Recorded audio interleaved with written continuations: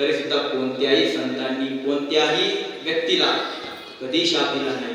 त्यांचे जीवन भगवद्गीतेतील 12व्या अध्यायामध्ये समजवल्याप्रमाणे असतं. समाशत्रोचे मित्रचे तथा मानापमानयो शीतोष्ण सुखदुःखेषु समसंगविवर्जिता त्वलदैनिंदा तिर्मौनी संतुष्ट येन केनचित अनेक येतात तिर्मतीर भक्तिमान्य पिवणारा. अहो त्यांना गाढवावर बसू द्या नाही तर बसरीमध्ये बसू द्या, त्यांना मान द्या किंवा अपमान द्या, त्यांना स्तुती करा नित्यनिंदा करा,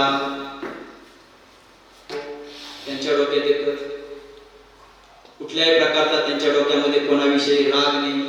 ठेविले अनंते तैसेची राहावे चित्ती असू द्यावे समाधान.